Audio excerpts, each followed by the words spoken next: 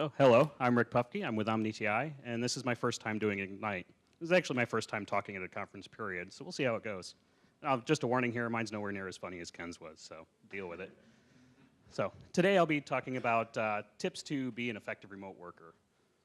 This is something I've been doing for a relatively long time, and just recently I found out that remote workers don't last too long. Generally, you'll find the longest a remote worker succeeds for is about 5 years, and then they burn out.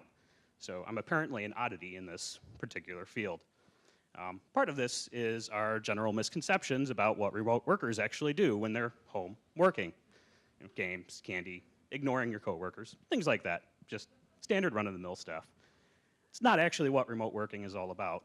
One of the ways that you can combat these perceptions is to actually start and segregate your day. So get up in the morning, take a shower, get dressed. Pajamas are not necessarily appropriate work gear. Eat breakfast. After that, take a look at your upcoming schedule, get an idea in your head about what's coming up during the day, go over your task list, your to-do list that you left from the day before, so you have an idea of what you're going to be doing, and just kind of get in the mindset for what's going on. Now, I know the view on the left there, working from your bed, is a great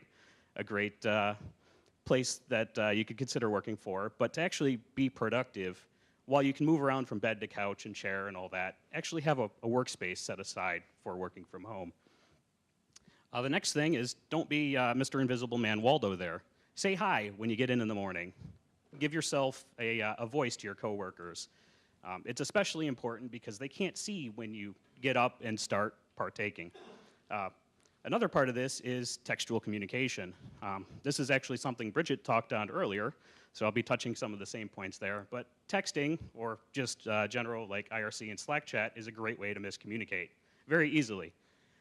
Way around this is use the 7 C's of communication. I can't actually go into all these here because that's a complete presentation of it on its own. But be clear, be concise, and be courteous. That's a very important one.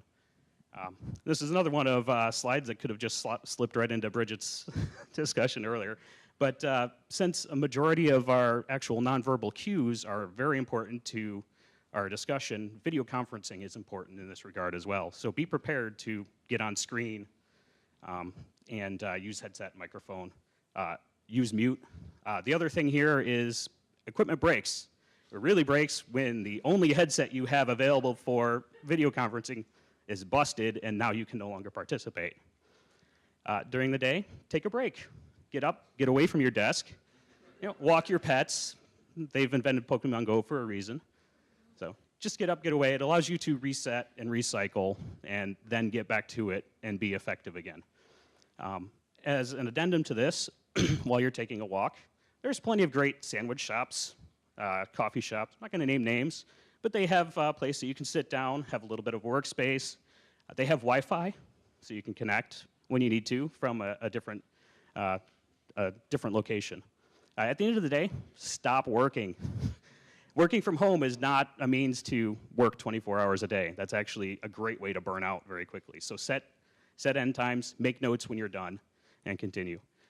For this to actually work, though, you need both organizational and management buy-in. Organizational because things like the water coolers and hallway communications aren't visible to remote workers. So this is where things like a water cooler channel on your Slack chat become extremely handy. And the next thing you need to do is report your progress. An extremely easy way to do this, for most of us in the room, we participate in daily stand-ups, or at least a good chunk of us do. So report your progress there. Email and chat updates are also acceptable. But take it easy. Don't go overboard. Because if you start sending 80 emails a day, people aren't going to read them. They're going to get filtered, and then you're going to go back to being invisible. So don't overdo it. Another way to build up a rapport with your coworkers is to put your face on your communication. So in Slack, use a headshot for your little Slack icon. Use a headshot for your Gmail icon or whatever system you're using. Gives a way for them to see your face and associate a name with who you are. In addition to that, visit the home office every once in a while. Attend a company picnic or a holiday party, something like that, just so they can put a face to the name. And then just in general, this is kind of what I've already gone over, but set up a routine, communicate, let's see, report, take a break, stop working at the end of the day, and make a face for yourself so that they can realize that you're a person as well as not Waldo.